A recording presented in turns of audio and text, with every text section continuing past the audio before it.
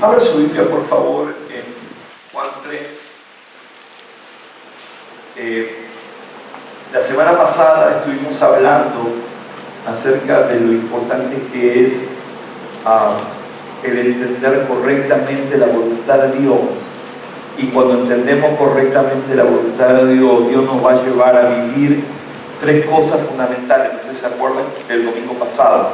Hablamos de que Dios nos va a llevar a vivir una vida de justicia, de paz y gozo. Diga conmigo: justicia, paz y gozo. Una vez más, sé que hace calor y pronto viene el aire acondicionado. Justicia, paz y gozo. Esta semana viene el aire acondicionado. Justicia, paz y gozo. Los que me ayudaron con la prédica lo van a disfrutar. Ok. Ahora, hablamos acerca de que estas tres cosas no dependen de lo externo, sino de quién nos está gobernando. Estamos hablando este año acerca de la importancia de entender con mayor claridad y con mayor exactitud el señorío de Cristo. Y cuando hablamos del señorío de Cristo, no podemos vivir el señorío de Cristo fuera de la justicia, fuera del gozo y fuera de la paz. Porque la justicia, la paz y el gozo son ingredientes que van incluidos dentro del señorío de Cristo. Ahora, hace unas cuantas semanas antes del encuentro estuvimos viendo algo que es importante para ir creciendo y para ir construyendo todo lo que venimos desarrollando esta temporada. Pero Juan capítulo 3, el versículo número 3, es la historia de Nicodemo. ¿Se acuerdan de Nicodemo? Nicodemo con Jesús. Nicodemo era un hombre estudioso, era un maestro, era un hombre de la ley. O sea, el hombre era un profesor de Harvard en primera categoría, podríamos decir hoy. Pero cuando tiene un encuentro con Jesús, toda su teoría, todo su razonamiento humano cae por tierra. Y eso es importante entender, porque, y me gustaría que si usted pudiera tomar nota, pudiera apuntar esto, por favor. El enemigo mayor del señorío de Cristo, y lo acaba de leer Andrés hace un momento, es la vanidad de la mente. Diga conmigo: la vanidad de la mente. O sea, la vanidad de la mente es el mayor enemigo del señorío de Cristo. ¿Por qué? Porque la vanidad de la mente va en contra de lo que tiene que ver con su señorío, su poder, su autoridad. La vanidad de la mente va y trabaja junto con el razonamiento humano. Todo lo divino, la gente quiere razonarlo. Escuche por favor y póngame atención. Usted nunca puede razonar las cosas divinas desde la mente natural, porque no lo vas a entender. Va a ir en contra. Por eso cuando usted viene, usted está siendo entrenado en la vida del Espíritu, no en la vida emocional, no en la vida almática, no en la vida natural, sino en la vida espiritual, para poder funcionar en la vida diaria. Ahora, cuando hablamos acerca de esto, viene Jesús y mira la respuesta que habla y dice, acompáñenme al versículo 2, por favor, primero. Dice: este vino a Jesús de noche. ¿Alguien se preguntó por qué fue a Jesús de noche? Podemos tener mucha teoría, pero ¿cuál es el común denominador que podemos resumir todos? Para que no lo vean, ¿no? Porque la noche, como nadie me va a ver, voy a seguir cuidando mi reputación, porque nadie me va a ver. Da igual, esta es una teoría que hay más. Sabemos, dice, y le dijo Rabí, es maestro, Rabí es maestro. Sabemos que has venido de Dios como maestro. Yo le expliqué la vez pasada que él no llegó a ver, Nicodemo no llegó a ver en Jesús que era el Hijo de Dios como Pedro. Porque Pedro sí tuvo una revelación de Dios. Sin embargo, Nicodemo no tuvo revelación de quién era. Él llegó a razonar con su mente natural y lo acomodó diciendo: tú eres un maestro, tú has venido de Dios como maestro, no como hijo. Hay una diferencia. Ahora, mira lo que dice aquí: porque nadie puede hacer estas señales que tú haces si no está Dios con él. ¿En dónde estaba puesta la mirada de Nicodemo? En las señales. Por eso es que la Biblia dice que los griegos buscan sabiduría y los judíos que buscaban señales. Entonces todo judío buscaba una señal. Por eso hoy todavía los judíos siguen buscando señales. Pero déjenme decirte algo: hay hoy judíos no nacidos en Israel, judíos cristianos, vamos a decir así, que todavía siguen buscando señal. Dios, si me manda una señal, esta es la mujer que me tengo que casar. ¿Ah? Señor, si me mandas la señal, este es el trabajo que tengo que agarrar. Entonces, todo estamos basando nuestra vida bajo instinto, bajo señales. Si encuentro una piedra en el camino de tropiezo, entonces quiere decir que... Y ahí argumentamos un montón de cosas. Y diga conmigo: en esta temporada no vamos a ser guiados por cosas exteriores. Vamos, pero grítelo por favor. Sé que hace calor, pero más calor es cuando estoy predicando, Diga conmigo: en el tiempo que vivimos no vamos a vivir por cosas exteriores. Vamos a vivir por la voz interna del Espíritu. Eso va a ser bueno. ¿Por qué? Porque cuando tú eres guiado por el interior, nada te va a desenfocar. Cuando tú eres guiado por lo exterior, todo lo exterior tiene tendencia a desenfocarte de la vida.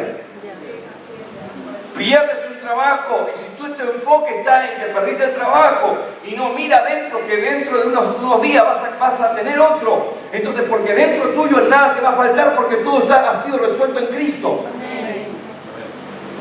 Pero si nos movemos por lo exterior, vamos caminando para abajo. Pero si lo resolvemos toda nuestra vida desde la parte interior, todo va a ir hacia adelante y no va a volver hacia atrás. Entonces, en esta temporada y bajo este nuevo pacto que vivimos, no estamos basando en lo que sucede exteriormente, sino en lo que sucede interiormente. ¿Sabe? Escuche, de repente tienes un síntoma de enfermedad y tu cuerpo te grita dolores, pero tú puedes decir: dentro mío está la sanidad que va a generar en mi cuerpo la completa y la totalidad de mi vida. Pero, escuche por favor esto. Porque la gente dice: es que lloré y Dios no me sanó.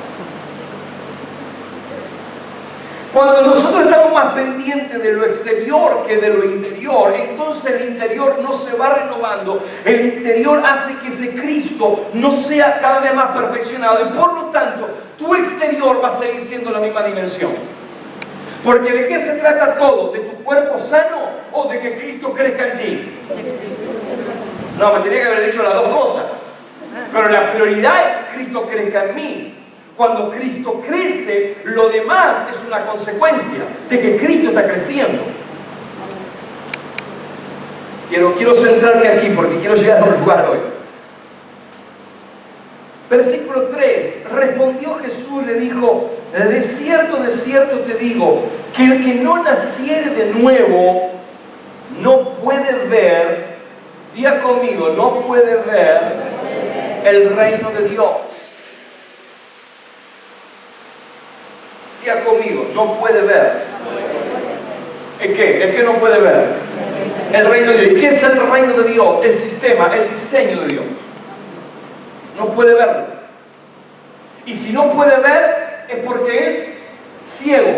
Diga conmigo, ciego. Y cuando nosotros no podemos ver el reino de Dios, no podemos ver la dimensión del reino de Dios, no podemos ver el sistema de Dios, no podemos avanzar. ¿Usted vio alguna vez una persona, y hoy gracias a Dios que hay la tecnología y hay escuelas y todas estas cosas para enseñar a los ciegos?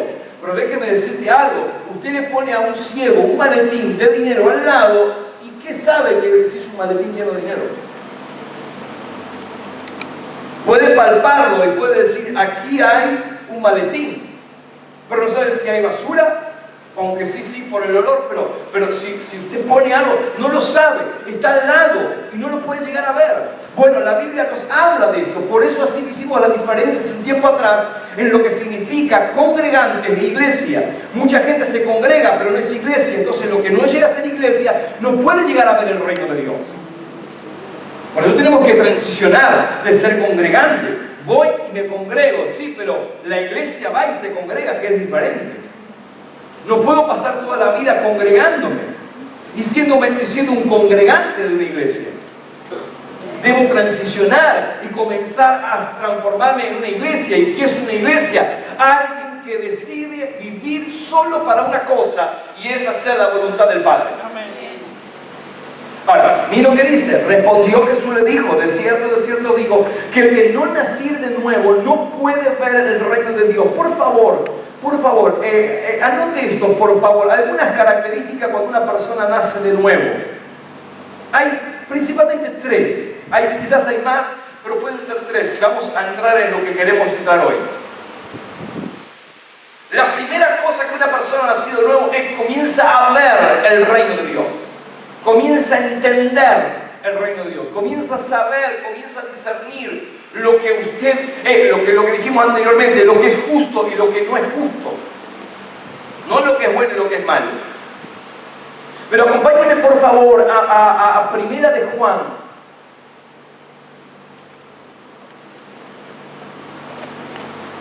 Primera de Juan capítulo 3, por favor. El versículo número 9. ¿Cuál es la segunda característica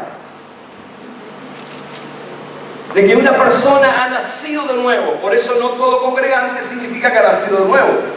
Por eso insisto y repito muchas veces, y pongan atención los responsables del grupo, asegúrense que su gente haya nacido de nuevo. Por favor, se los pido. Y si usted está aquí hoy y no ha nacido de nuevo, es una buena oportunidad para hacerlo. Ahora, déjeme decirte algo, por favor. Nacer de nuevo no tiene que ver con una confesión de fe. Porque la gente dice, bueno, nacer de nuevo significa, bueno, yo te recibo como Jesús y Salvador de mi vida, y perdona mis pecados. Un día tuve una disyuntiva con el apóstol y le dije, apóstol, ¿qué nos enseñó todas estas cosas? Digo, ni idea, pero se implantó. Porque el nacer de nuevo es un proceso de cambio que tú vas generando, y en un momento te das cuenta que antes hacías esto y ahora no lo vas a hacer más. Pastor, entonces no voy a hacer la oración. No estoy hablando de esto. Estoy hablando que las personas, ¿cuántas personas han hecho la confesión de fe y todavía siguen la misma vida? Siguen, pero solamente vienen y se congregan. Pero después de acá hacen lo que quieren. Entonces no es la evidencia que ha nacido nuevo. Entonces no todo. Por eso la gente dice, es que ¿tú cuánto llevas a la iglesia? 20 años. Y no ves su vida cambiada. Escuche, que lleve 20 años en una congregación no es el indicativo que ha nacido nuevo. Hola. Por favor, póngame atención. Usted no puede centrarse en las personas, sino que usted tiene que comenzar a asegurarse en su vida que ese nuevo nacimiento comienza a crecer. Es como un niño cuando nace. Tiene los 10 dedos, tiene los 10 dedos del pie, los 10 dedos de la mano, pero ahora necesita crecer. Y en ese crecimiento uno va dejando cosas. Pablo llega a decir, cuando era niño, hablaba como niño, pensaba como niño. Pero cuando dejé, hay un momento que tenemos que dejar. Y esa transición, cuando dejamos de vivir cosas que antes vivíamos, para comenzar a vivir lo que ahora tenemos que vivir realmente. Y el apóstol Juan lo expresa en Juan 3, el versículo 9. Todo aquel que es nacido de Dios, diga conmigo, todo el que es nacido de Dios. ¿Lo tiene ahí? ¿Qué dice? ¿Cuál es la característica que ha nacido de Dios? Diga conmigo, no practica, vamos, fuerte, no practica el pecado, porque la simiente de Dios permanece en él y no puede. Qué interesante.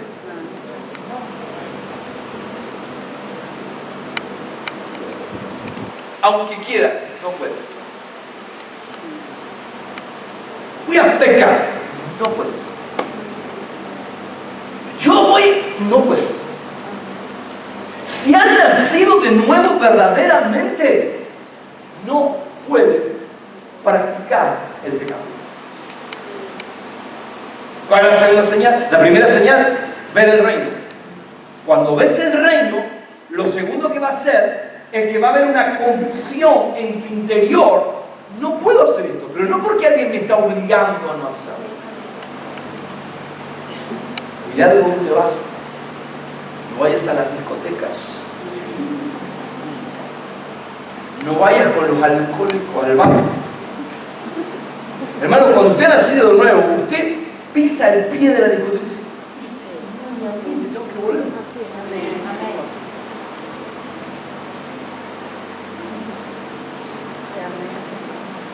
A usted le van a formar un porro y usted dice, ¿qué? Hasta el olor te huele mal. No sé si es así, ¿no? Por favor, le digan, por favor. Siempre cuando hablo de esto me acuerdo cuando hice el servicio militar. Teníamos un pabellón grande, teníamos una litera, una arriba abajo. Teníamos 4 y yo dormía la de arriba y el de abajo, de este lado, el de arriba se empezaron a fumar porro. Hermano, fumé con ellos, la primera vez que fumé con ellos, sin fumar. Y es horrible. Quería salir de ahí corriendo. Porque no, es como, yo le digo siempre, ¿por qué es esto? Por la nueva naturaleza que tenemos.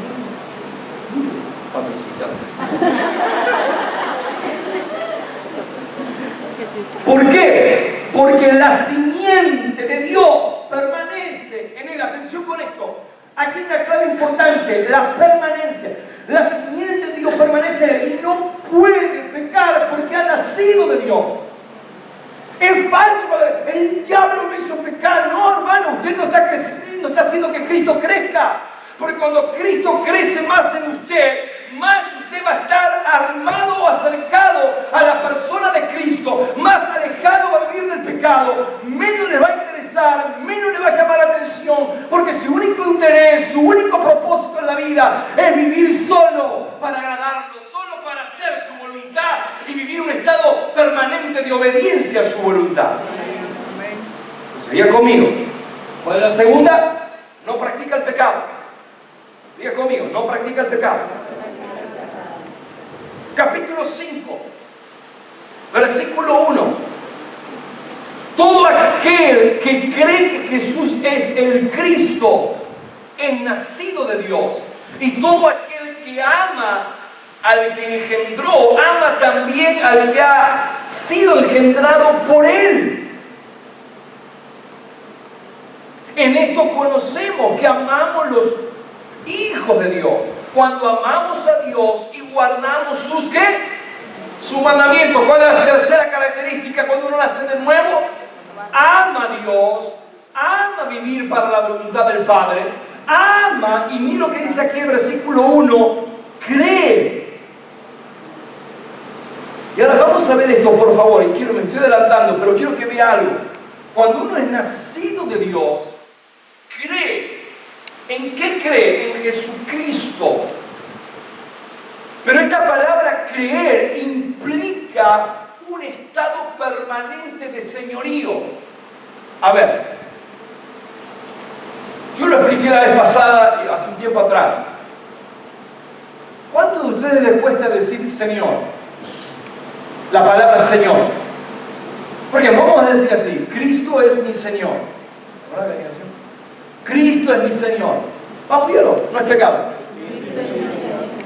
¿Le costó? Decir Cristo es mi Señor no cuesta. Hacerlo, Señor, es el pecado. En aquel día muchos me llamarán Señor, Señor. Señor, eso no cuesta. Hacerlo, Señor, es diferente. Y uno hace, Señor, la evidencia que has nacido de nuevo, es que vas entendiendo cada vez más que Cristo ya no es tu Salvador, sino que ahora comienzas a migrar a otro nivel. Y es entender que Cristo es tu Señor. Amén. Amén. La evidencia, ¿cuál es? Es esta es clara. Ahora, quiero que vea algo aquí ahí mismo en 1 de Juan, el capítulo 5, pero el versículo 4, por favor.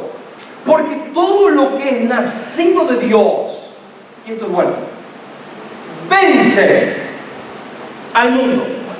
Y esta es la victoria que ha vencido al mundo, nuestra fe. Ahora, ¿qué dice aquí? La cuarta característica, que usted ha nacido nuevo, es que usted está plenamente convencido que usted vence el mundo. Cuando habla de mundo, habla de sistema. Ningún sistema puede vencerte. Oh, hermano, esto es una buena noticia. Ningún sistema económico puede voltearte. Ninguna enfermedad puede voltearte. Escuche, cuando tú has nacido de nuevo, nada te puede voltear, nada te puede vencer. Y esto va a colación a lo que la Biblia dice, que nada nos podrá hacer frente todos los días de nuestra vida. Esto nos habla que en Cristo no somos vencedores, somos más que vencedores por aquel que nos amó y se entregó por nosotros. Entonces, entendiendo esto, y podríamos describir muchas más cosas de las características de que es una persona nacida de nuevo, ahí está nuestro chequeo y nuestro autoexamen. ¿Todavía me atrae lo de afuera?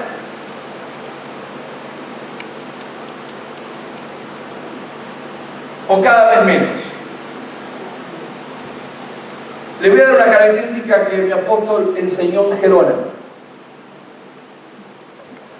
De quién estás comiendo es de quién te estás nutriendo y cómo vas a crecer y cómo te vas a desarrollar. La clave aquí, que una persona deja, aborrece, no practica, en la esencia de quién estás comiendo. Yo hablé a los hombres la vez pasada en el encuentro que tuve con Andrés, su grupo, le dije que uno come por lo que ve, por lo que oye, por lo que habla. Son las tres puertas que uno come. ¿Qué estás oyendo? ¿Qué estás hablando? ¿Y qué estás viendo?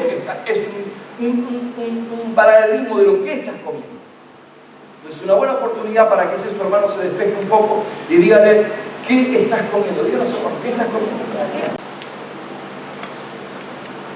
Entonces, nosotros necesitamos entender esto. ¿Por qué? Porque el verdadero entendimiento, y aquí vamos a agregar algo más que lo dejamos el domingo pasado, el verdadero entendimiento de amar la voluntad de Dios da como una ecuación, da como resultado un estilo de vida, de lo que Andrés decía recién, un estilo de vida de obediencia. Pastor, ¿me quiere decir que cuando yo hago en su voluntad es porque lo estoy obedeciendo? Eso es lo que te quiero decir. ¿Cómo yo sé que estoy andando en su voluntad? Porque lo estoy obedeciendo. ¿Obedeciendo qué? Obedeciendo a lo que Él me pide. ¿Cuándo? Siempre. Porque la gente dice, Señor, muéstrame cuál es tu voluntad. Bueno, yo te voy a decir muy sencillo. La voluntad de Dios es que lo obedezcas. ¿En cuántas cosas? En lo que te pide. ¿En qué momento? En todo momento. ¿Por qué? Porque cuando usted encuentra en la palabra de Dios, la palabra guardar, la palabra ser, es igual a la palabra obedecer. Cuando dice guarda mis mandamientos, haz mis mandamientos o haz mi mandato, está hablando de obedecer. Por eso cuando dice en Juan 14, lo hemos visto, pero simplemente para refrescar algunas memorias, mire, Juan 14, el versículo 15 dice, si me aman, obedezcan mis mandamientos. O sea, ¿cuál es la característica que tú has nacido nuevo y que realmente has entrado en el reino de Dios y que realmente estás haciendo las cosas que tienes que hacer? Porque estás entrando en un estado de obediencia continuo y permanente. Diga conmigo, el amar la voluntad de Dios me lleva a un estado permanente de obediencia. Por eso mi relación de amor con Dios tiene que estar basada en una continua obediencia. O sea, yo no puedo decir, yo amo a Dios y hago lo que quiero. Yo lo dije una vez, yo no puedo decir, yo amo a mi esposa, pero yo hago lo que quiero. No. Si yo amo a mi esposa, tengo que ser fiel a mi esposa, no es algo que yo quiero. Si yo amo a mi esposa, voy a caminar en integridad y no mintiéndole. ¿Por qué? Porque quiero amar la voluntad de Dios. O sea, cuando yo amo, demuestro un estado permanente de integridad. Por eso es algo que yo quiero poner muy fuerte en su vida en esta mañana.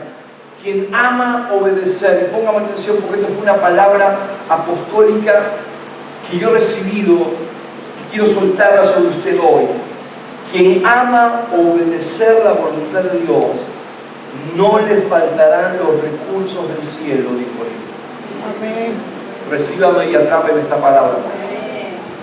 Quien ama obedecer la voluntad de Dios, escuche, no le faltarán los recursos del cielo disponibles. ¿Por qué? Porque Dios siempre va a suplir todo lo que está de acuerdo a su voluntad. ¿Se acuerdan el versículo que usamos muchas veces? El Señor suplirá todo lo que yo necesito, de acuerdo a su riqueza y gloria en Cristo Jesús. Entonces la gente que ha hecho se ha quedado con la mitad del versículo. Mi Dios suplirá todo lo que yo necesite. Vamos a terminar. De acuerdo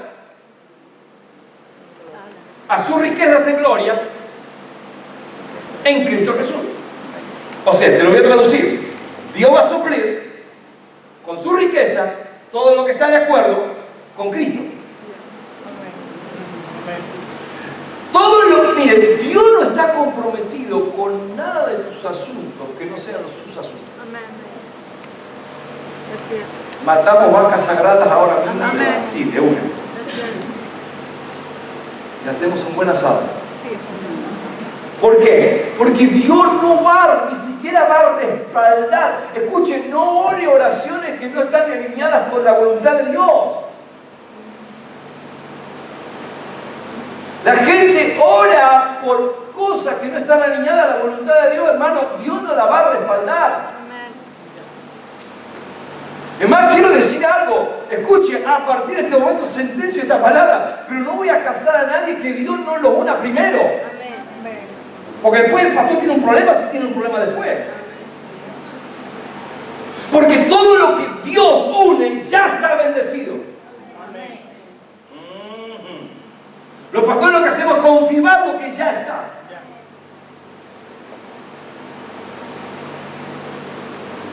Entonces, cuando hablamos de esto y vamos a avanzar un poquito más, acompáñenme a Filipenses capítulo 2, por favor.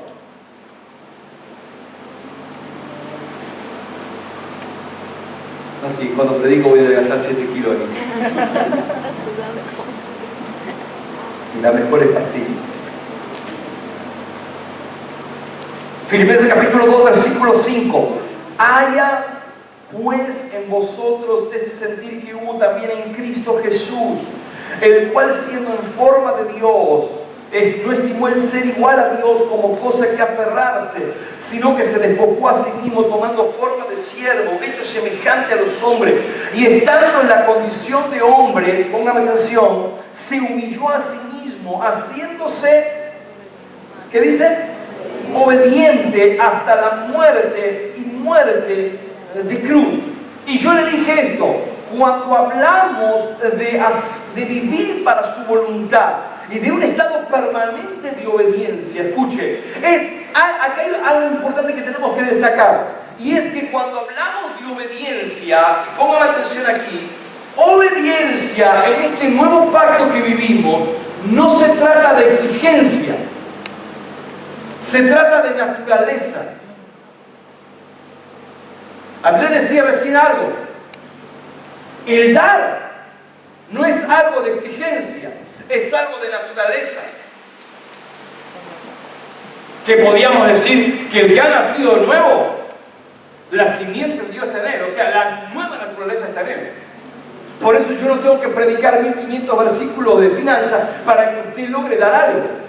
Porque usted da en base a los 1500 y no da la bajo la naturaleza. O sea, cuando no demos más versículos, usted va a dejar de dar, porque su naturaleza no es dar.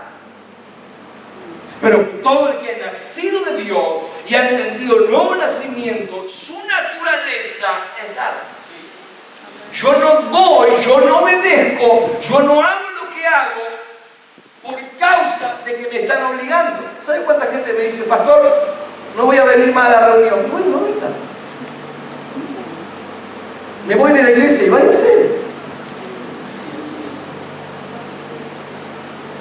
Yo que lo voy a estar reteniendo con pan. Escuchen, si hay algo que he entendido, que en la vida de Dios y en este nuevo pacto y como ministros competentes, nada podemos lograr en base a una obligación personal de una persona a otra, sino en base a una naturaleza.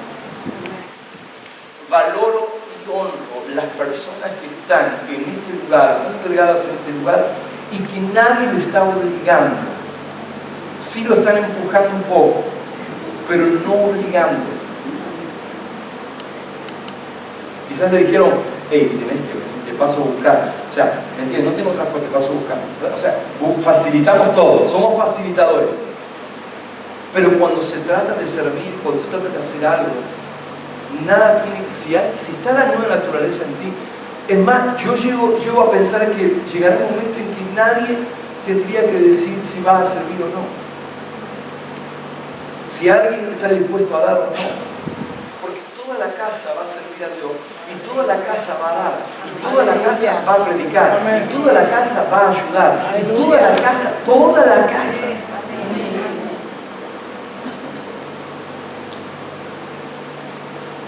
Por eso cuando hablamos de obediencia no hablamos de una exigencia o de un segundo o tercera persona, hablamos de naturaleza. Por eso dice la palabra que Cristo aprendió obediencia, aunque Él era obediente. Pero quiero ir avanzando un poco más, por favor.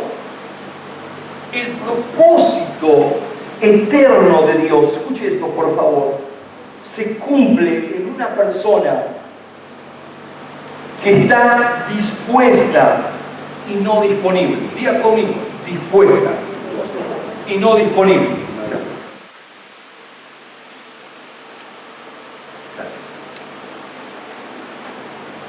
El propósito eterno de Dios se cumple en personas que están dispuestas y no disponibles. Yo la vez pasada hice como un flash sobre estas palabras, pero retumbaron tan fuerte para yo poder ampliar esto, que una palabra es estar disponible y otra cosa es estar dispuesto. Cuando usted ha nacido de nuevo, la evidencia también que usted denota es que usted no va a estar disponible, va a estar dispuesto. ¿Sabe cuánta gente puede estar disponible pero no tiene ese punto de hacer nada? Es como aquel, quiero, o sea, puedo pero no quiero. Y hay algo que retumba sobre mí, y es esta palabra: Dios quiere que tú quieras. Esta es la esencia del nuevo pacto. Esta es la esencia. ¿Cuál es la esencia? Que Dios quiere que tú quieras. Veo que alguien dice, cuando Dios quiera. Dice, cuando tú quieras. Mire que esto juega algo en contra de lo que estoy predicando en otras iglesias. O otras iglesias dicen, tú tienes que hacer lo que yo te digo. No, tú tienes que hacer lo que esa nueva naturaleza te está enviando a hacer. Me he librado de tantas presiones últimamente porque la gente decide lo que quiere hacer. ¿Quiere dar? Gloria a Dios. Avanzar, el reino avanza. Y avanza mucho más. Y mucho más rápido. No quiere dar, el reino va a avanzar. Quizás un poquito más lento, pero va a avanzar. Entonces tú decides si avanza o no avanza el reino. Es fácil. Muy fácil. Diría algo elemental, mi querido Watson. Muy fácil. Aquí nada es impuesto. Entonces, cuando hablamos de disponible, tiene que ver con un sentido pasivo. ¿Qué tiene que ver? Que puedes, pero no quieres. Yo puedo hacer esto, pero no me da la real gana de hacerlo. ¿Está bien? Pero cuando hablamos, la Biblia nos hace énfasis mucho más en estar dispuesto que en estar disponible. La Biblia nos enseña que el estar dispuesto es un sentido activo, que quiere hacer las cosas a cualquier precio, cueste lo que cueste. Si no tengo que dormir, si no tengo que de repente no dormir tanto y dormir menos, si tengo que trabajar mucho más, pero quiero lograr, eso es disponibilidad. Eso es estar dispuesto. Ahora, por eso la Biblia dice que el Espíritu, Marcos capítulo 14, versículo 38, usted lo sabe, dice: velad y orad para que no entréis en tentación. El Espíritu, a la verdad, está no disponible, está dispuesto. Lo que muchas veces no quiere estar dispuesto es tu carne, pero tu espíritu está dispuesto. Según Timoteo capítulo 2, versículo 21, así que si alguno se limpia de estas cosas, será instrumento para honra, santificado, útil al Señor. Y note esto, por favor: y dispuesto para toda buena obra. Quédese con esta palabra, buena obra. Y acompáñenme ahora, por favor, al libro de Efesios. Sé que estoy dando escritura, pero es la manera de aprender. Efesios, el capítulo 4, por favor.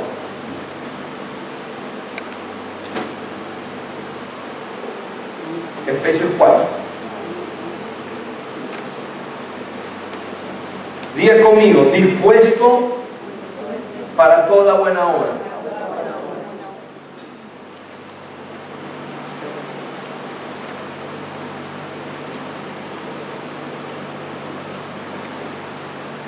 ¿Sí lo tiene? Efesios capítulo 4.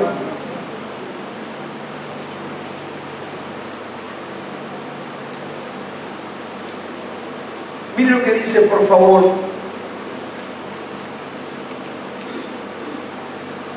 Versículo número 11. Y él mismo constituyó unos apóstoles, a otros profetas, a otros evangelistas, a otros pastores y maestros. Versículo 12. A fin de perfeccionar a los santos para la obra del ministerio. Y es conmigo, obra.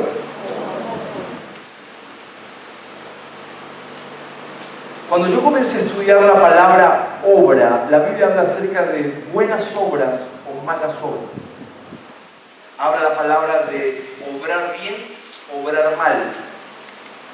Le dije que el obrero de Dios está dispuesto para toda buena obra. Esta palabra obra no es trabajo, para buen trabajo, porque obra se relaciona. ¿Dónde estás? En una obra, ¿no? Si le preguntamos a Ramón dónde está, estoy en una obra, ¿no? Pero en Dios, obra no tiene que ver con un estado de, a ver cómo le explico esto, de algo externo. Tiene que ver con algo interno. Y obra está directamente relacionada con un estado permanente de obediencia. Y ahora voy a explicar esto por un momento, y los minutos que me quedan, yo no sé cuántos, pero me estoy portando bien porque no me levantaron el cartel todavía. Mira lo que dice: a fin de perfeccionar. Yo en el encuentro yo hablé la importancia que tiene que ver con los dones para el perfeccionamiento de los santos. Pero ¿en dónde? Escuche, ¿cuál es mi trabajo? ¿Cuál es mi trabajo? ¿Cuál es mi trabajo como pastor? ¿Cuál es mi trabajo como el don de Dios para usted? ¿En dónde está esto? El trabajo, escuche por favor, mío, es perfeccionarlo a usted. ¿Pero perfeccionarlo en qué? Mire lo que dice acá. Vamos acá. A fin de perfeccionar a los santos para la obra ¿de qué? Del ministerio. Diga conmigo, para la obra del ministerio. Ahora, cuando aparece esta palabra obra, y si usted la traduce, es la palabra obediencia. Entonces, los dones de Dios vienen para perfeccionarte en que obedezcas más al Cristo que tienes dentro. ¿Cuál es mi efectividad en mi trabajo como don? Cuando tú obedeces más a lo que está dentro que a lo que otra persona te puede llegar a decir. que al Cristo que te está poseyendo de ti. O sea, ¿cuál es el trabajo del perfeccionamiento de los santos? El perfeccionamiento de los santos para la obra. Por eso que Pablo no hizo énfasis en el ministerio. Todo el mundo da énfasis en el ministerio. Por ejemplo, yo tengo un ministerio, yo tengo un ministerio, yo tengo un ministerio. No, el énfasis de Pablo no era el ministerio. El énfasis de Pablo era un estado de obediencia. Diga conmigo, estado permanente de obediencia. Por eso yo no debo, escuche por favor y quiero que entienda, yo no debo aprender del ministerio, sino que debo entender y aprender lo que es la obra del ministerio. Y la obra del ministerio es obediencia a Cristo. ¿Sí? ¿Me está siguiendo? Cuando yo les digo, ¿cuántos quieren tener ministerio? Y todo el mundo rehúsa, algunos rehusan. No, ministerio, quiero ministerio. ¿Por qué? Porque inmediatamente relaciona ministerio ¿con qué? Con predicación, un apóstol, un profeta, evangelista, todo. Con el mundo. Pero el ministerio real, en realidad, tiene que ver con obediencia. Cuanto más obediente eres, mejor ministerio estás haciendo. Entonces diga conmigo, por favor, todos vamos a entrar al ministerio. Vamos a redefinir esta palabra. Entonces, ¿qué es entrar al ministerio? Un estado permanente de obediencia. Cuanto más obediente, mejor ministerio tienes. No es cuánto te usa Dios, no es cuán bueno elocuente tú eres con la prédica, es no, cuán obediente tú eres. Por eso todo lo que tiene que ver con obra, o buenas obras, o malas obras, tiene que estar relacionado directamente con estados de obediencia o no obediencia. Por eso, perfeccionar a los santos para que obedezcan es el trabajo. Mi trabajo, ¿saben cuál es?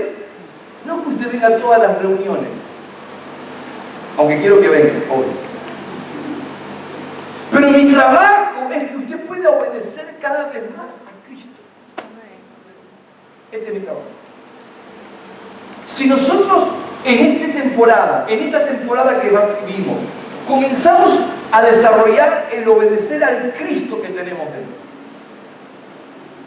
no al alma, no al corazoncito, no al corazón humano, no, a Cristo. Hay gente que piensa que está obedeciendo a Cristo y está obedeciendo su alma. A Cristo. Entonces, el trabajo de los dones es llevar a cada santo a ser perfeccionado a la obediencia a Cristo. Y como consecuencia, el obedecer a Cristo es hacer la voluntad del Padre. ¿Se da cuenta cómo es secuencia? Por eso usted tiene que congregarse, por eso tiene que venir y asistir a los grupos de vida. ¿Por qué? Porque en cada palabra, en cada enseñanza que se está dando, te está demostrando cuál es el fin de tu vida. Y el fin de tu vida no es el inicio, es toda tu vida, es la obediencia a Cristo. O sea, el ministerio es algo secundario. Escuche, por favor, quiero que vea algo, por favor. Muchos quieren ministerio, pero no están dispuestos a obedecer a lo que Dios les pide. He visto así. Quiero ministerio. Pastor, dígame cuál es mi ministerio. Cada vez que usted me diga cuál es tu ministerio, yo voy a decir la obediencia a Cristo. Gente que, me escuche por favor, gente que piensa que tener un local, tener una silla, tener un equipo, lo hace que está en el ministerio.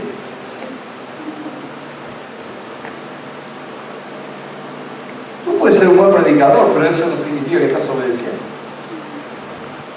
a lo que Dios te está pidiendo. Porque el ministerio no pasa por ahí. El ministerio, la obra del ministerio pasa por un estado permanente de obediencia. ¿En dónde apuntamos? ¿Obediencia a qué? Obediencia al Señor. Y ahí apunta usted y apunto yo. ¿Cuál es la obra del ministerio? En un sentido, la obra es obediencia al Señor.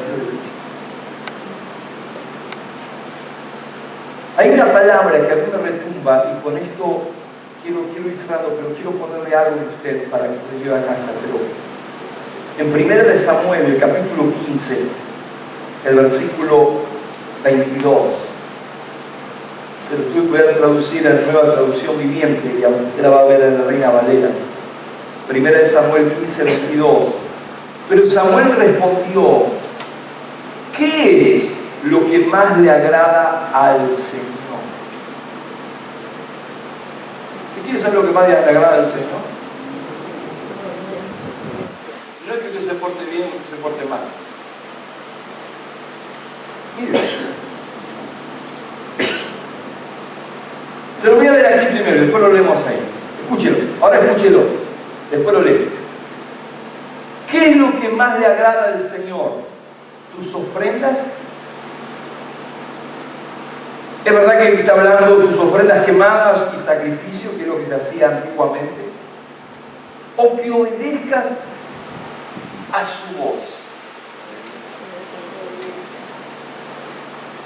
¿Qué es lo que? A ver, ¿qué es lo que Dios quiere? ¿Dios quiere que sirvas?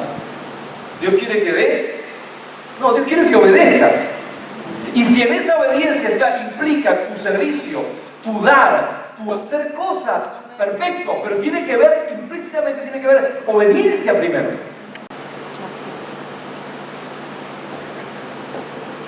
¿Qué es lo que más agrada al Señor? ¿Tus ofrendas?